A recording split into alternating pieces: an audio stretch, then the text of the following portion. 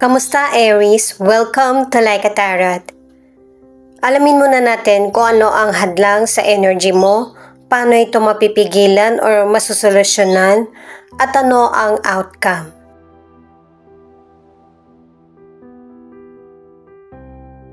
Paalala para sa mga bagong viewers na ang reading na ito ay timeless reading, general reading, ano man ang edad mo or gender mo. Kunin mo lang kung ano yung akma sa sitwasyon mo. At saka ikaw na rin magpalit kung si person mo ba ito o ikaw. At kung kailan mo ito napanood, yun ang start ng 1 week reading mo. Reading din ito para sa mga person na may pagkalito o takot sa mga sitwasyon na di mo masolusyonan o di mabigyan ng desisyon. The Empress, Ace of Swords, the Wheel of Fortune. Pinapayuhan ka ng mga cards na ito na para walang maging hadlang sa energy mo. Nasa posisyon ka na kailangan yung rason mo ay makatwiran. Na kahit na napaka-emotional mong person, concern ka, understanding, pero kailangan mas gamitin mo yung isip mo kaysa sa puso mo ngayon. Kahit gaano man kahirap yung sitwasyon na kakaharapin mo, kailangan ng fairness. Lalo na't magkakaroon ng pagbabago sa kapalaran mo na mas makakabuti para sa iyo at sa mga taong nasa paligid mo. Sa career or negosyo, napaka-active mo. Kumbaga, marami kang naiaambag sa career at negosyo. Marami ka ring susubukan para mas lalo mag-improve yung trabaho mo or negosyo. Dahil sa malikhain ka at saka hindi ka naman natatakot na sumugal, maraming pagbabago mangyayari sa buhay mo na mas makakabuti sa iyo.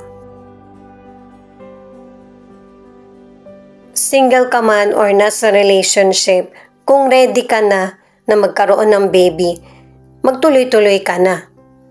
Pero kung hindi, mag-ingat ka kasi may ilan sa inyo na single ka man or nasa relationship, magkakaroon ng biglaan na celebration na magkakaroon ka ng baby o kaya magkakaroon ka ng baby tapos magpapakasal o magsasama na kayo ng person.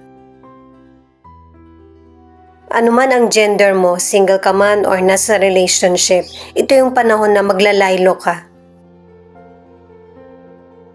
At susunod ka sa nangyayari sa buhay mo.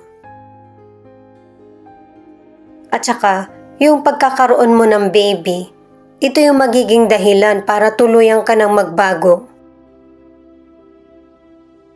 Ang ilang single or nasa relationship, kahit na nagkaroon na kayo ng baby or ng pamilya, natapos pa rin ang relasyon nyo ng person na ito or person mo. Pero magkakaroon ka muli ng bagong makakarelasyon na tatanggap sa iyo.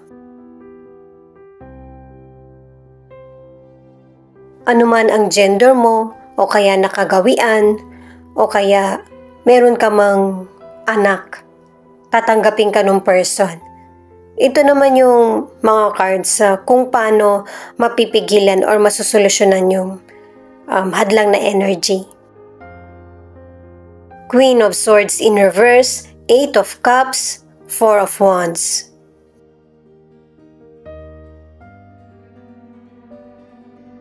Pinapakita ng cards na ito na meron kang person na nakaaway or hindi nakasundo. Kasi itong person na to ay stress o kaya pwedeng single parent kasi siya. Hindi siya marunong mag-control ng emosyon niya. Dinadamay niya yung mga person na hindi naman connected sa problems niya. Dahil nga sa malawak yung pangunawa mo, pinapakita naman sa unang cards, ay ikaw mismo yung lalayo sa person na ito. Pwedeng family member siya, kakilala, or person mo. Pero kahit na may mga problemang ganitong dumarating sa buhay mo, nasusolusyonan mo pa rin. At saka meron din mga person na nagtitiwala at tumutulong sa'yo. Kumbaga, nawawala din sa isip mo yung mga negatibong dala ng iba. At saka nakatatlong cards ka na para sa celebration na merong pregnancy, birthday, anniversary, o kaya celebration dahil sa may natapos, merong reward, yung mga ganun ba. Ang ilan sa financial ay nagkakaroon ng communication error. Pwedeng dahil sa nakausap mo, hindi mo masyadong naintindihan, or mali din yung pagkakaunawa nung nakausap mo sa sinabi mo, kaya nagkaroon ng problema sa money. Sobrang maapektuhan ka sa sitwasyon na ito, pero makakabawi ka rin. Nakadalawang cards ka na. Kasi didiskarte ka at magiging matagumpay yung plano mo. Ito yung ipagdidiwang mo. Pwedeng sa damdamin o kaya maghahanda ka mismo. Para sa ilang single, marami kang nakikilalang potential person o lumalapit mismo sa iyo. Pero wala sa kanila yung hinahanap mo. At may kusang potential person na darating sa buhay mo na sa kanya mo matatagpuan yung great love. Posible na mauwi sa kasalan or magsama na kayo ng potential person. Ang ilan naman, ayaw mo na ng toxic na relasyon.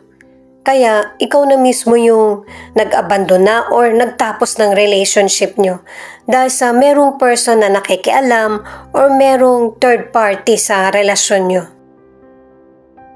Siyempre, mahal mo yung person mo, pero hindi mo talaga kinaya yung problem na dumating sa inyo.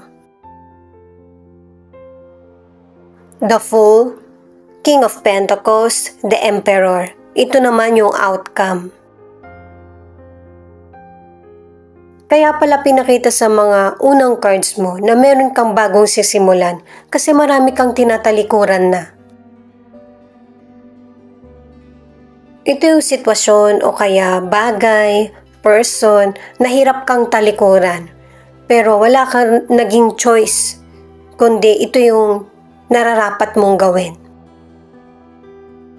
Yung bago mong sisimulan o sinimulan mo na, yung tingin mong kikita ka, at saka mga bagong kakilala at bagong kaalaman. Pinapakita sa mga cards mo, anuman yung situation mo, gaano man kahirap ito, anuman ang gender mo, tumatayo ka para sa sarili mo. Kasi tingin mo may mga hindi na tama na nangyayari sa buhay mo, kaya inuuna mo yung sarili mo.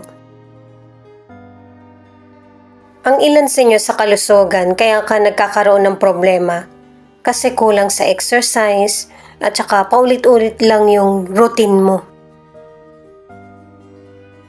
Kailangan ng exercise, vitamins at saka balanced diet. 2 cards na kasi ang nagsasabi nito, anuman ang edad mo. Para tuloy-tuloy yung daloy ng dugo mo at saka humaba pa yung buhay mo. Huwag yung mahirap na exercise, lalo na sa mga taong hindi naman mahilig mag-exercise. Tama na yung kumilos ka sa bahay mo, stretching.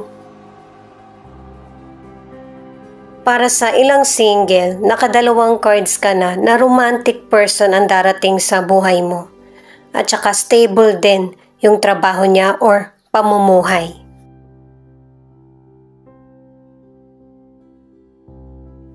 Itong 2 of Pentacles na final card ay paalala sa iyo na pag-ingatan mo yung mga financial na dumarating sa iyo. Balansihin mo ng tama kahit na gaano man kalaki or kaliit yung kinita mo.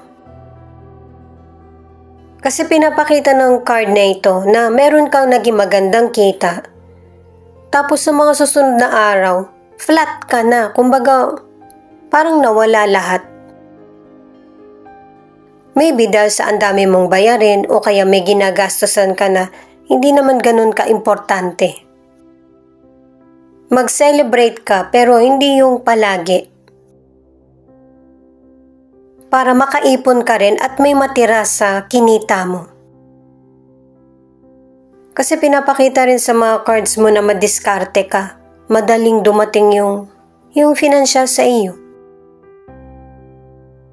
May ilan naman na may biglaang swerte na magkakaroon ka ng financial na hindi mo dapat sayangin. Lalo na't may iba't iba at magagandang pagkakataon na darating sa iyo. Affirm, God is about to open that door you have been praying for. Maganda nga talaga yung mangyayari sa buhay mo kaya wag mong sayangin yung bihirang pagkakataon para sumaya ka at saka umunlad. Para sa ilan sa relationship, kung nagkaroon kayo ng misunderstanding ng person mo or pagtatalo, ay ready na siya na makipag-usap sa iyo. Meron kasing issue na kinakaharap yung person mo na nadadala siya ng emosyon niya. Kaya hindi rin niya minsan makontrol ang sarili. Responsable ang person mo at saka focus sa binubuo niyo na family. Para naman sa ilang single, yung potential person na nagkakagusto sa iyo, hindi mo siya makikita palagi kasi itong person na ito ay focus sa trabaho or pagkita. Ma-appreciate ng person na ito, lalo na kung gusto mo na siya, na ikaw yung mag-approach sa kanya. Yun kasi yung gusto ng person na ito, yung taong makakaunawa sa kanya. Ito yung feelings ng person mo na pwede rin ipakita yung feelings mo. Maybe may mga Aries na nagkakaroon kayo ng problema ng person mo na gusto rin naman niyang unawain ka niya. Pero, hindi mo talaga malalaman yung situation ng person mo kung siya mismo, hindi niya sasabihin kung ano yung totoong nangyayari sa kanya or situation niya. May ibang tao kasi talaga na mahirap makaunawa at saka makaramdam. Yung bang kailangan i-update mo yung person para lagi siyang connected sa iyo. Kung nag-away kayo ng person mo, hindi kayo nagpapansinan or nagkahiwalay, hindi naman ito yung gusto niyang resulta. Kasi ang gusto pa rin niya ay yung magkasama pa rin kayo. Pwedeng isa sa inyo ng person mo yung nakakaramdam nito, yung kalungkutan. Iniisip na lang ng person na ito na magparaya. Pabago-bago yung isip niya kasi hindi niya alam kung ano yung nangyayari sa iyo or ano yung naiisip mo or nararamdaman. Pero syempre, katulad ng sinabi sa tarot cards, magkakasundo kayo muli ng person mo. Kasi nga, meron siya mga sitwasyon na pinagdaraanan na hindi naman niya nasasabi sa iyo. Posible na kaya hindi na sinasabi sa'yo kasi hindi naman ganong kalaking issue. Yung pabago-bago niyang isip or damdamin pero ang ending, ang gusto pa rin talaga niya ay yung magkasama kayo. Kasi alam ng person na ito na ikaw yung bukod tangi na nakakaunawa sa nangyayari sa kanya or sa ugali niya. At yung sitwasyon ng person mo, or maybe ikaw, magulo. Kasi wala na mapagsabihan yung person mo sa mga problems niya, kung ano yung naiisip niya. Ito yung kailangan na kailangan niya sa ngayon. Posibleng nag-aaway din kayo ng person mo, pero nakakatulong din sa kanya yon, kahit na sabihin mo pang weird. Kasi communication nyo pa rin yun eh. Nararamdaman niya na connected ka pa rin sa kanya, kaya nagtatalo kayo. Or kung asarin ka man niya, marami siyang namimiss na panahon na magkasama kayo. I-add ko lang para sa relationship na magiging malaki yung pamilya nyo or madadagdagan. At sa paglaki ng pamilya nyo, mas lalo pa kayong nagiging mature at responsable sa relasyon at sa binubuong family. At kahit yung kita ay magiging maayos na rin, matataguyod nyo yung pamilya nyo. Pisces, Aquarius, Cancer, Libra, Aries, Scorpio. Ito yung ilan sa 12 zodiac sign na nangunguna sa reading na ito. Ito naman yung mga letra na posibleng andito yung letra ng pangalan ng person mo or letra ng pangalan mo. Thank you nga pala sa mga nag-like, share, comment, and subscribe. Ingat po kayo palagi saan man kayo naroon. Q, W, L,